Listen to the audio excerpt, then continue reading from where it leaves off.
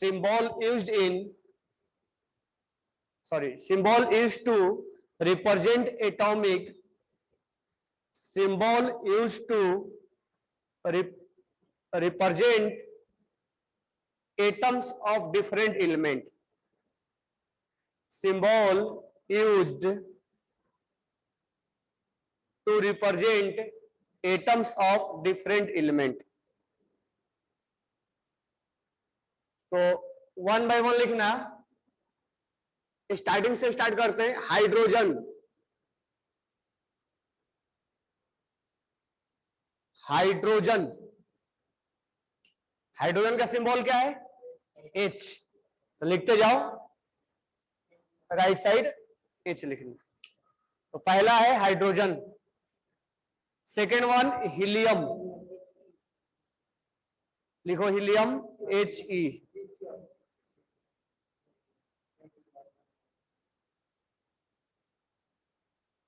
Helium हो गया, lithium हो गया।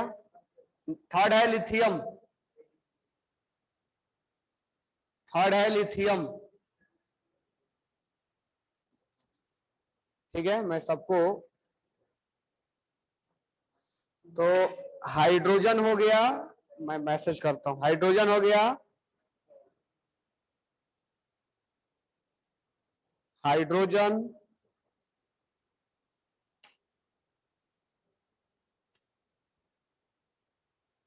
हाइड्रोजन,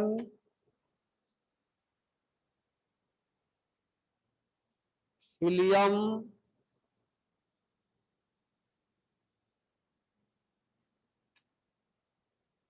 तीसरा lithium, fourth one beryllium, fourth one beryllium Be।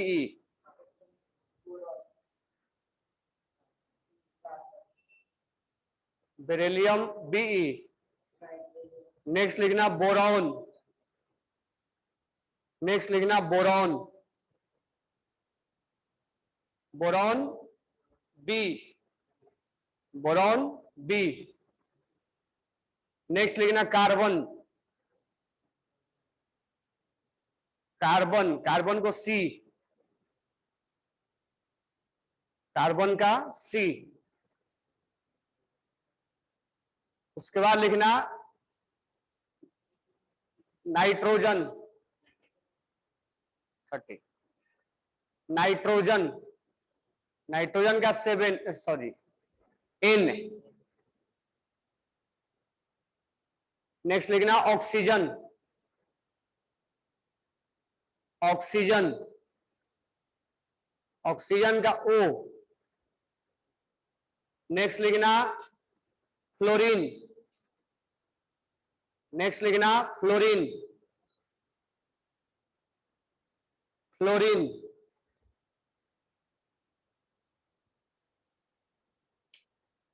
Fluorine.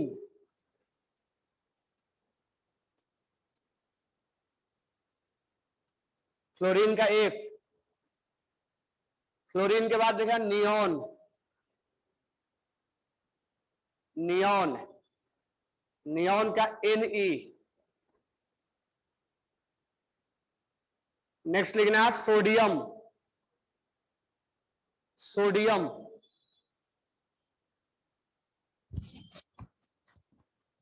Next लिखना सोडियम, सोडियम, सोडियम का लिखना Na, सोडियम Na। सबको आवाज आ रही है?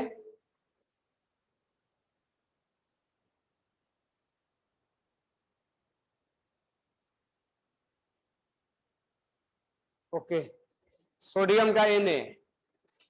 नेक्स्ट लिखना मैग्नीशियम, मैग्नीशियम, बात मैग्नीशियम Mg, Mg के बाद लिखना एल्यूमिनियम, एल्यूमिनियम, एल्यूमिनियम का लिखना 13,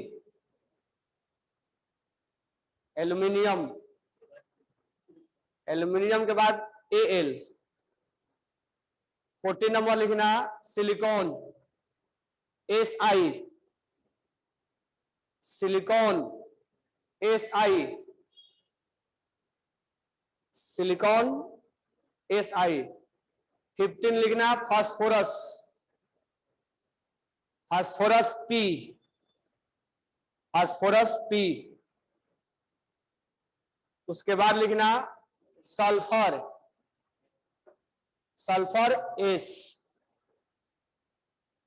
सल्फर के बाद लिखना क्लोरीन, क्लोरीन है Cl, Cl। उसके बाद 18 argon, argon Ar, argon Ar। 19 potassium, potassium का K।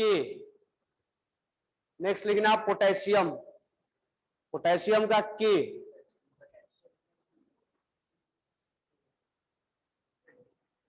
उसके बाद 20 लिखना कैल्शियम, कैल्शियम का Ca, कैल्शियम का Ca। उसके बाद लिखना 21 स्कैंडियम, स्कैंडियम, स्कैंडियम का सिंबल हो जाएगा Sc, Sc। नेक्स्ट लिखना वैनेडियम, वैनेडियम, वैनेडियम का सिंबल हो जाएगा V, वैनेडियम, वैनेडियम हो जाएगा V।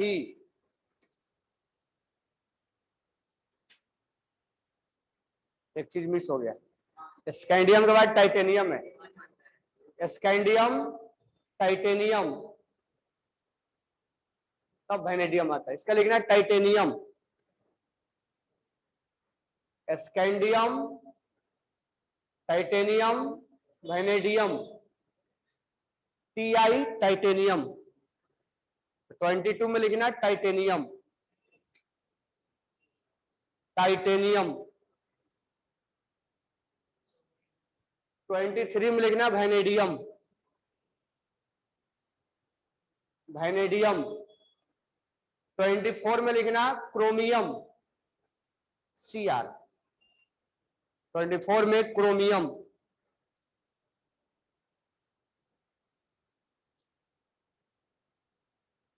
Cr। 25 में लिखना मैग्नीज, Mn, मैग्नीज, Mn।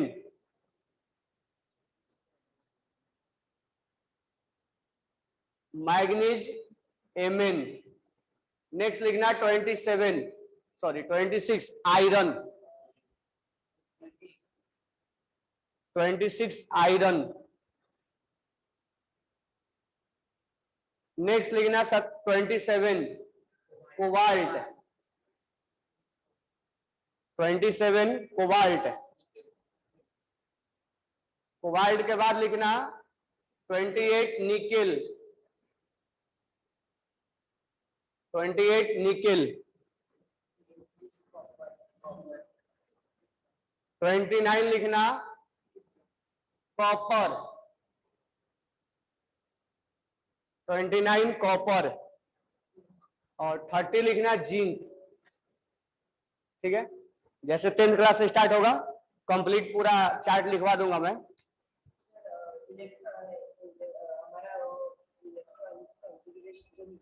हाँ हाँ 24 और 29 ये अभी 10th क्लास जब स्टार्ट होगा ना तो दोबारा फिर सिखाएंगे इसको। ठीक है, तो और डेप्थ में लेके जाएंगे इसमें। इस बार तुम लोग का फंडामेंटल पढ़ाया जाएगा बुक से, जो 11th का पोर्शन ज्यादा कंप्लीट किया जाएगा, बताया गया ना। 11th का ज्यादा पोर्शन कंप्लीट किया जाएगा 10th क्लास में, ताकि जब तुम 11th में जाओ तो तुम्हें पहले से बेसिक मालूम रहे। ठीक है, कॉन्फ़िगरेशन निकालना, ऑक्सीडेशन नंबर निकालना, केमिकल बॉन्डिंग, बॉन्ड बनाना, कोवैलेंट बॉन्ड बनाना, आयनिक बॉन्ड बनाना। ठीक है, किसका रेडियस ज्यादा है, आयोनाइजेशन एनर्जी किसका ज्यादा है, एटॉमिक रेडियस किसका ज्यादा है। और डेप्थ में जाएंगे ना। कॉन्फ़िगरेशन कैसे निकाला जाता है, क्वांटम नंबर, एसपीडीएफ क्या होता है, उसके अलावा gaseous state, PV equal to NIT, pressure में वॉल्यूम रिलेशन, और उसके बाद स्टाइचोमेट्री सिखाएंगे, मोल कंसेप्ट, और फिर लास्ट में ऑर्गेनिक। तो नेक्स्ट लिखना atomic mass, write down heading atomic mass. तो इस बार जो तुम लोग का 10th का स्टडी होगा वो थोड़ा हट के होगा, जिससे कि 11th में जब तुम जाओ तो पहले से ऑलरेडी 11th का मोस्ट पोर्शन तुम जानो। उससे क्या होगा, तुम्हारे को वहां टाइम मिलेगा, क्योंकि चीजें तुम पहले से जान चुके हो, तो वहां पर तुम्हें ऑलरेडी वहां तक माइंडसेट बना हुआ है, लिंक बना हुआ है, तो उसके ऊपर का चीजें तुम कवर करोगे तो तुम्हारा लेवल बढ़ जाएगा, और उससे क्या होगा, रिजल्ट लाने में आसानी होगी, और ज्यादा से ज्यादा क्वेश्चंस अटेम्प्ट करने में टाइम मिलेगा। इसलिए कि वो टाइम हमें कहाँ वेस्ट जाता है, उन चीजों को समझने में, पढ़ने में। तो वो चीज जब पहले से समझ लिए, पढ़ लिए हैं, तो उस टाइम को हम यूटिलाइज क्वेश्चंस एमसीक्यू में करेंगे। ठीक है, और इसका तुम्हें मैं एमसीक्यू भी दूंगा, ये जो अभी पढ़ाऊंगा हर चैप्टर का एमसीक्यू देंगे हम। ठीक है, एमटीजी से वगैरह नहीं करना है, वो हम अपना प्रिपेयर करके देंगे, हर चैप्टर का एमसीक्यू मिलेगा। तो हेडिंग डालना एटॉमिक मास, एटॉमिक मास। तो एक्चुअली जो एटॉमिक मास होता है,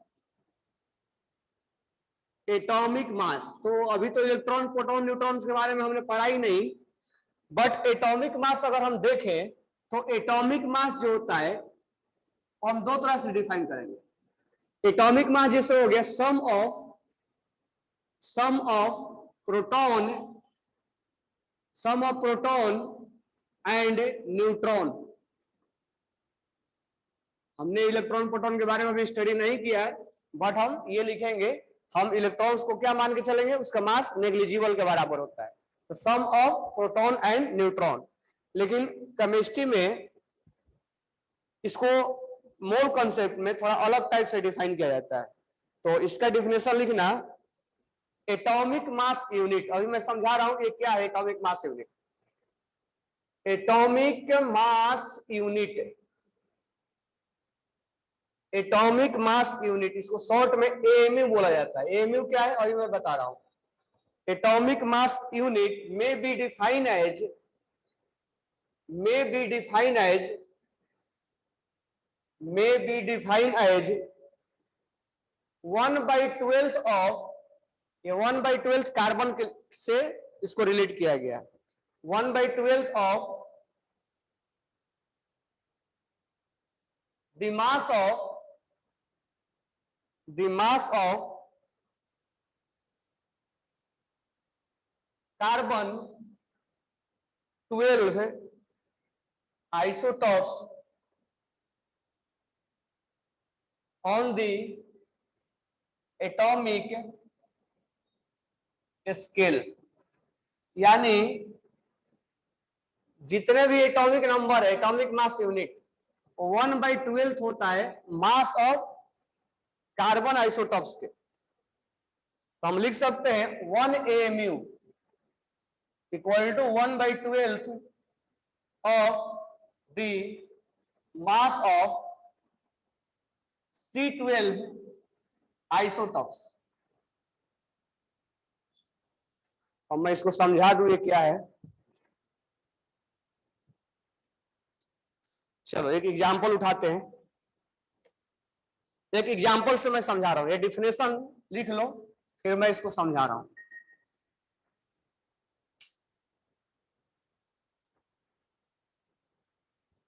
डिफिनेशन सबने लिख लिया, चलो देखो इसको, एटॉमिक मास यूनिट,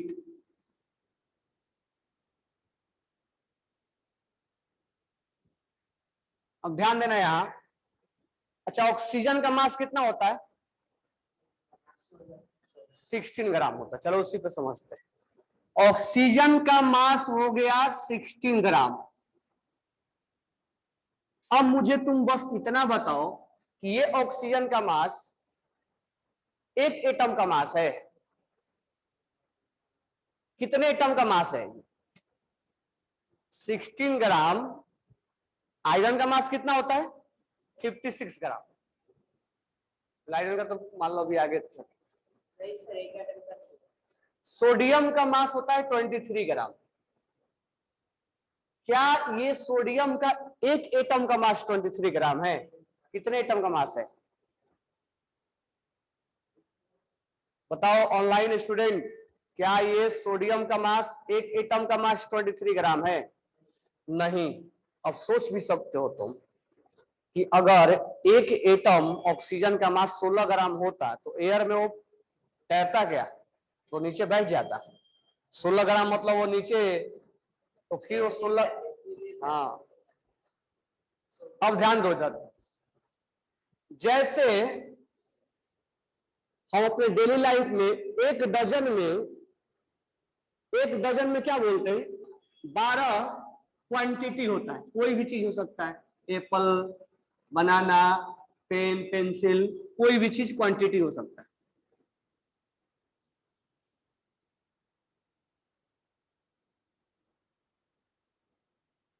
क्वांटिटी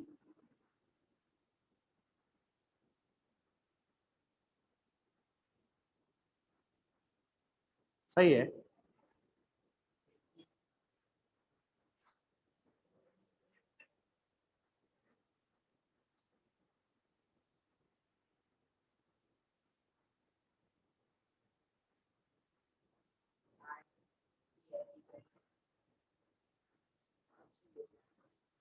एक डजन में 12 क्वांटिटी होता है, चाहे यहां हो चाहे कहीं पर भी हो। तो ये हमारे डेली लाइफ में जुड़ा हुआ है कि एक डजन में 12 क्वांटिटी होगा। अब केमिस्ट्री में क्या बोला गया है? मान लो हमने एक कंटेनर लिया, अब इसके अंदर बहुत सारे हमने एटम लिए। अब इन सारे एटम्स के काउंट करने के बाद, बहुत सारा एटम है, एक एक एटम है,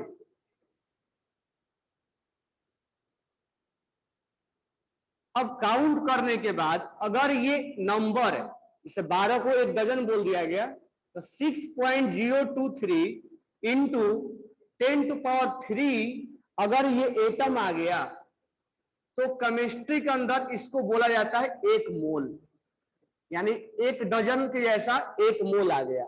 यानी केमिस्ट्री में ये नंबर ये 12 के जैसा होगा। यानी एक मोल में इतना एटम होता है।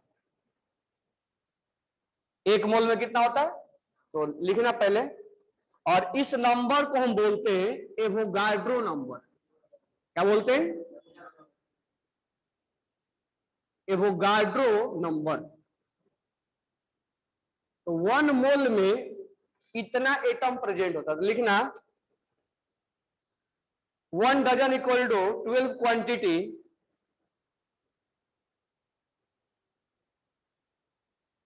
1 dozen equal to 12 quantity.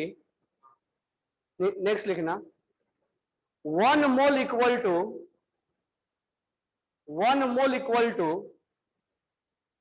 6.023 into 10⁻23 atom oblique डालना, एटम ऑब्लिक। अब जैसे क्वांटिटी कुछ भी हो सकता है, तो ये एक मोल में इतना क्वांटिटी होता है। एटम भी हो सकते हैं, मॉलिक्यूल्स भी हो सकता है, इलेक्ट्रॉन भी हो सकता है, प्रोटॉन भी हो सकता है, न्यूट्रॉन भी हो सकता है, कोई एनी पार्टिकल्स। यानी केमिस्ट्री के अंदर एक मोल में इतना पार्टिकल्स हो सकते हैं। यानी एक मोल को इतना डिवाइड किया गया, इतना एटम को एक मोल बोल दिया गया, या इतना मॉलिक्यूल्स को एक मोल बोल दिया गया, या इतना इलेक्ट्रॉन्स को एक मोल बोल दिया गया। ठीक है। अब ध्यान देना, जो ऑक्सीजन का मास हम 16 ग्राम बोलते हैं, ऑक्सीजन का मास जो हम 16 ग्राम बोलते हैं, तो 16 ग्राम जो मास होता है वो एक एटम का नहीं होता है, एक मोल एटम का मास, 1 मोल एटम का मास, यानी कि 6.023 इंटू 10⁻23 एटम का मास, इतना एटम का मास मिला के तब 16 ग्राम होता। और इस नंबर को हम क्या बोलते हैं, लिख लेना, एवोगाड्रो नंबर, एवोगाड्रो नंबर। और इसको हम रिप्रेजेंट करते हैं Na से, Na सोडियम नहीं है, एवोगाड्रो नंबर है। तो कहीं पर भी अगर पूछा जाए कि सोडियम का, ऑक्सीजन का मास 16 ग्राम है, तो वो 1 मोल का मास है, यानी कि इतना एटम उस कंटेनर में होंगे तब उसका मास 16 ग्राम है। इसीलिए केमिस्ट्री में 1 मोल लाया गया, इस नंबर को बोल दिया गया कि 1 मोल है, यानी हर चीज 1 मोल के लिए डिफाइन होगा, यानी जितना भी मास होगा वो सब 1 मोल के लिए रिप्रेजेंट किया जाता है, यानी एक एवोगाड्रो नंबर के नंबर को मास को बताया जाता है। सोडियम का मास 23 ग्राम है, तो सोडियम का एक एटम का मास 23 नहीं होगा, 1 मोल सोडियम का मास यानी 6.023 × 10⁻23 एटम का मास कितना होगा, 23 ग्राम। अब ये अलग अलग मास क्यों आ रहा है, क्योंकि प्रोटॉन और न्यूट्रॉन अलग अलग है। क्लियर। अब ध्यान देना, नेक्स्ट पॉइंट, हम इसी के लिए बात करें कि 6.023 इंटू 10⁻23 एटम का मास कितना है, 16 ग्राम ऑक्सीजन के लिए। तो एक एटम का मास क्या होगा, मास ऑफ 1 एटम, इतना एटम का मास इतना है, तो एक एटम का मास कितना होगा, 16 डिवाइड बाई 023 इंटू 10⁻23, यानी ये कितना हो गया, 16 डिवाइड बाई एवोगाड्रो नंबर। और इस नंबर को हम लिख देते हैं, यानी ग्राम अपॉन 6.023 इंटू 10⁻23 को हम शॉर्ट में लिख देते AMU, यानी अगर तुमसे लिखा जाएगा 16 AMU, तो 16 AMU जो हो गया वो एक एटम का मास है, और 16 ग्राम N एक 1 मोल एटम का मास है, या Na एटम का मास है। तो what is difference between 16 gram and 16 AMU? 16 gram means mass of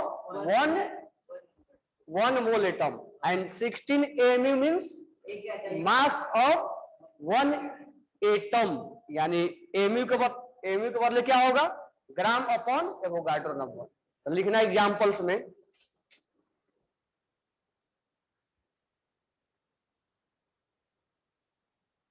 we know that oxygen has mass of oxygen is, we know that mass of oxygen is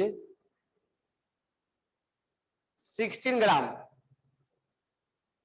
mass of oxygen is 16 gram, that means